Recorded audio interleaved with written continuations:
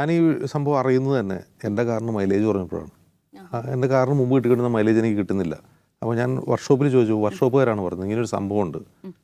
ഇതിൻ്റെ വാർത്തകളെ പറ്റി നമുക്കറിയില്ല, ജേർണലിസ്റ്റുകളായി നമുക്കറിയില്ല. ഇങ്ങനെ ഒരു വാർത്ത ഞാൻ പറയുന്നത് 2-3 വർഷം മുമ്പുള്ള കാര്യമാണ് പറയുന്നത്. ഒരു 3 കൊല്ലം മുമ്പാണ് ഇതെൻ്റെ ശ്രദ്ധയിൽ വരുന്നത്. അപ്പോൾ ഞാൻ വർക്ക്ഷോപ്പിൽ സംസാരിച്ച് പറഞ്ഞു ഇത് ഇവർ റോൾ ഔട്ട് ചെയ്തുകൊണ്ടിരിക്കുകയാണ്. ഇപ്പോൾ ആ സമയത്ത് 10% ആയിരുന്നു, പിന്നെ 20% ആക്കുകയാണ് ചെയ്തത്. 20% ആക്കിയത് ഇപ്പോഴാണ്. അപ്പോൾ ഈ 10% ഉണ്ട്, അത് മൈലേജ് കുറയ്ക്കുന്നുണ്ട് എന്ന പരാതി പല സ്ഥലത്തുനിന്നും വരുന്നുണ്ട് എന്ന് വർക്ക്ഷോപ്പുകാരൻ പറഞ്ഞപ്പോഴാണ് ഞാനിത് തന്നെ ശ്രദ്ധിക്കുന്നത്. കാർ വാങ്ങിയൊരു 5-6 വർഷത്തിന് ശേഷമാണ്. അപ്പം ഈ 2020 ശേഷമാണ് ഇതെൻ്റെ ശ്രദ്ധയിൽ വരുന്നത്, ഈ 20 പ്രശ്നമുള്ളത്. അപ്പോൾ എനിക്ക് മൈലേജ് കുറയുന്നതിനേക്കാൾ എൻ്റെ പ്രശ്നം, എന്നെ ക്യാച്ച് ചെയ്തൊരു പ്രശ്നം എന്താണെന്നറിയോ? ഇപ്പോൾ 20% എഥനോൾ ഇത് ചേർക്കുന്നു. ഈ എഥനോൾ എന്ന് പറഞ്ഞാൽ ആൽക്കഹോളാണ്.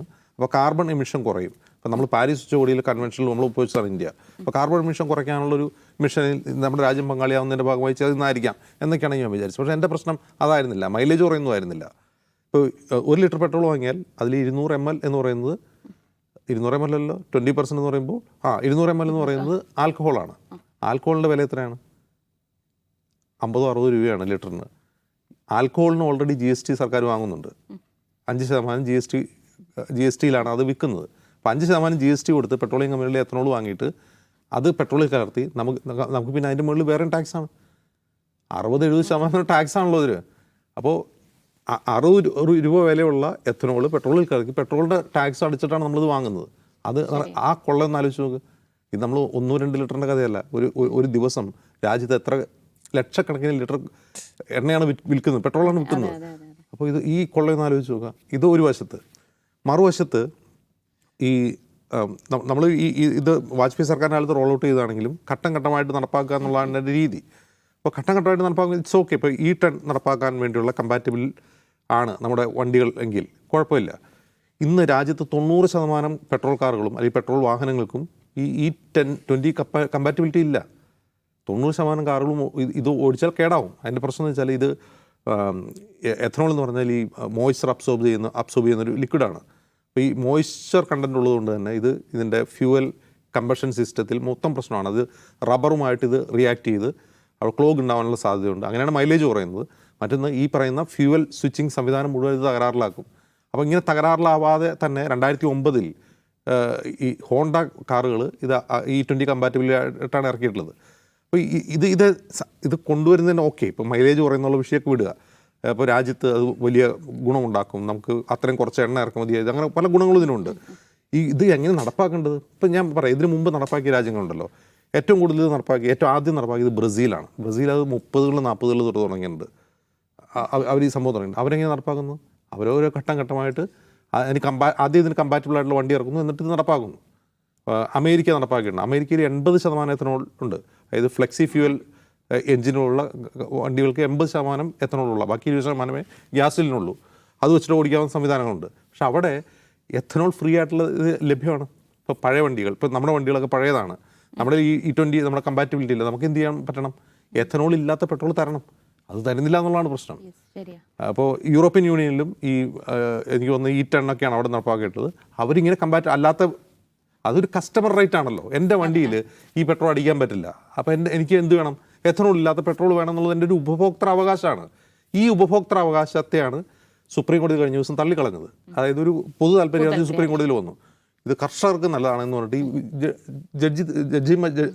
സുപ്രീം കോടതി ചീഫ് ജസ്റ്റിസ് ഉൾപ്പെടെയാണ് തള്ളിക്കളയാണ് ചെയ്തത്.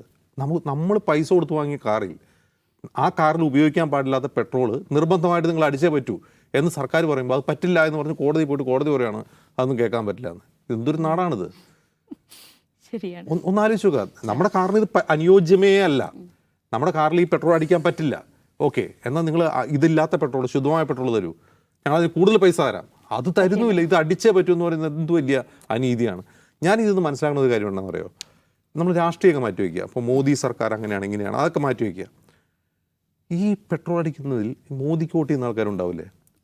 ഉണ്ടാവും. ഈ മനുഷ്യരൊക്കെ പ്രതിഷേധിക്കാത്തത് എന്താണ് എന്നാണ് ഞാൻ ചോദിക്കുന്നത്. ഒരു പ്രതിഷേധം ഉണ്ടാവില്ലേ? സ്വാഭാവികമായിട്ട് നമ്മുടെ മൈലേജ് കുറയുന്നു, ഗണ്യമായ മൈലേജ് കുറയുന്നു. മറുവശത്ത് നമ്മുടെ വാഹനം കേടാവുന്നു, വാഹനം വഴി കിടക്കുന്നു. അപ്പോൾ നമുക്ക് തോന്നില്ല ഇത് എന്താണ് ചെയ്യുന്നത്? ഒരു പ്രതിഷേധവും നമ്മുടെ നാട്ടിലുണ്ടായിട്ടുണ്ടോ? ഇന്ത്യയിലുണ്ടായിട്ടുണ്ടോ? നമ്മൾ സോഷ്യൽ മീഡിയയിൽ കുറേ പോസ്റ്റുകളും മാധ്യമങ്ങളിൽ വരുന്ന വാർത്തകളും ഇല്ലാതെ ആളുകൾക്ക് ഇതൊരു പ്രശ്നമല്ലാതായി. ഞാൻ ഇതിൽ കാണുന്ന ഏറ്റവും പ്രധാനപ്പെട്ട കാര്യം, നമ്മുടെ രാജ്യം നാളെ ഒരു സ്വേച്ഛാധിപത്യ രാജ്യമായാൽ പോലും ആളുകൾ മൗനം പാലിച്ചുകൊണ്ട് അതിന് കീഴടങ്ങുമെന്നാണ് തോന്നുന്നു. ഒരാൾക്കും ഒരു പ്രശ്നവുമില്ല, ആർക്കും ഒരു പ്രതിഷേധവും ഇല്ല. ഇനി പ്രതിഷേധം ഉള്ളിലുണ്ട്, അത് പറയാൻ വഴിയില്ലാത്തതുകൊണ്ടാണ്. സോഷ്യൽ മീഡിയ ഉണ്ടല്ലോ, ആരെങ്കിലും ഇതിനെപ്പറ്റി സംസാരിക്കുന്ന കേട്ടിട്ടുണ്ടോ? ആർക്കും ഒരു പ്രശ്നമില്ല. നമ്മുടെ രാജ്യത്തിൻ്റെ ഒരു സൈക്കോളജി തന്നെ മാറിപ്പോയിക്കൊണ്ടിരിക്കുകയാണ് കഴിഞ്ഞ 10 വർഷമായിട്ടെന്നാണ് എനിക്ക് തോന്നുന്നത്. അതില്ലെങ്കിൽ ഇത് നേരത്തെ നമ്മളൊരു 10 വർഷം മുമ്പുള്ള കാര്യം ആലോചിച്ച് നോക്കുക. 10 വർഷം മുമ്പ് എന്താണ്, പെട്രോൾ വില കൂടിയാൽ ഇവിടെ വൻ പ്രൊട്ടസ്റ്റ് കാണുന്നുണ്ട്. ഇതിപ്പോൾ പെട്രോളിന് വില കൂടിക്കൊണ്ടേയിരിക്കുന്നു, പെട്രോളും ഡീസലും വില കൂടുതലാണ്, നമ്മളെ കൊള്ളയടിക്കുകയാണെന്നൊക്കെ അറിയാം. അതൊക്കെ നമ്മൾ സഹിക്കുകയാണ് എന്തിന്, കക്കൂസ് ഉണ്ടാക്കാൻ വേണ്ടി. ഓക്കെ, ഇങ്ങനെ ഒരു കൊള്ള മാത്രമല്ല, നമ്മുടെ വാഹനങ്ങൾ കേടാവുന്നു, നമ്മുടെ മൈലേജ് കുറയുന്നു, ഒരു പ്രതിഷേധവും പ്രൊട്ടസ്റ്റും ഇല്ല. ഇതാണ് എന്നെ ശരിക്കും ഭീതിപ്പെടുത്തുന്നത്. അതിന്റെ ഇന്റൻഷൻ എന്താണ്? ഇതിപ്പോൾ ആർക്കും, നാട്ടുകാർക്ക് ഒരു ഗുണമില്ലാത്തൊരു പരിപാടിയാണ്. നാട്ടുകാർക്ക് ഗുണമില്ലെങ്കിലും ഇത് ഗുണമുള്ള ആളുകളുണ്ട്. അതായത് നമ്മുടെ ഉപരിതല ഗതാഗത വകുപ്പ് മന്ത്രി നിതിൻ ഗഡ്കരിയുടെ മക്കൾക്ക് എഥനോൾ നിർമ്മാണ ഫാക്ടറികൾ ധാരാളമുണ്ട്.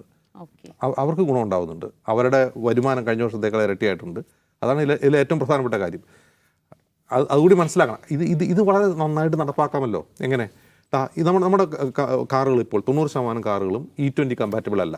അപ്പോൾ സർക്കാർ ആദ്യം എന്ത് ചെയ്യണം, ഇനി ഇറക്കുന്ന കാറുകൾ E20 കമ്പാറ്റബിൾ ആയിട്ട് ഇറക്കുക. അപ്പോൾ ഈ പുതിയ 2021 ശേഷമുള്ള വണ്ടികൾ E20 കമ്പാറ്റബിൾ ആയിട്ടുള്ള വണ്ടികൾക്ക് നിങ്ങൾ E20 പമ്പുകൾ കൊടുക്കുക. അതല്ലാത്ത വണ്ടികൾക്ക് അതല്ലാത്ത കൊടുക്കണം. അത് മാറുന്നതനുസരിച്ച് അത് മാറ്റിക്കൊള്ളണം എന്ന് പറയാം. ഇത് എളുപ്പമല്ലേ? അപ്പോൾ ഇതിങ്ങനെ ചെയ്യുന്നത് എന്തിനാണ്? നിർബന്ധമായിട്ടും എഥനോൾ ആ കമ്പനികളിൽ നിന്ന് വാങ്ങണം. ഏത് കമ്പനികളിൽ നിന്ന്? ഗഡ്കരിയുടെ മക്കളുടെ ഉൾപ്പെടെയുള്ള കമ്പനികളിൽ നിന്ന് എഥനോൾ വാങ്ങണം. അത് വാങ്ങിയിട്ട് ഇതിൽ ഒഴിക്കണം. അത് ചിലവാകണം. അവർക്ക് പെട്രോൾ വിൽക്കുന്നതിനേക്കാൾ അവരുടെ പ്രധാനപ്പെട്ട ത്വര എന്താണ്? എഥനോൾ വാങ്ങി വിൽക്കണം, എഥനോൾ കച്ചവടം നടക്കണം. അത്രയേ ഉള്ളൂ. ആളുകളുടെ വണ്ടി വഴി കിടന്നാലോ, അവരുടെ മൈലേജ് കുറഞ്ഞാലോ, അവരുടെ കീശ കാലിയാലോ ആർക്കെന്ത് ചെയ്തോ? അല്ല, ഇതിലെ ഇൻഷുറൻസ് കമ്പനികളോ വാഹന ഉടമകളോ ഒന്നും എതിർപ്പറിയിക്കുന്നില്ലേ? കോടതി തന്നെ കൈമലർത്തുകയാണ്. ഇത് പ്രശ്നമുള്ള ആളുകൾക്ക് പ്രശ്നമില്ല, പിന്നെ കോടതിക്ക് പ്രശ്നം.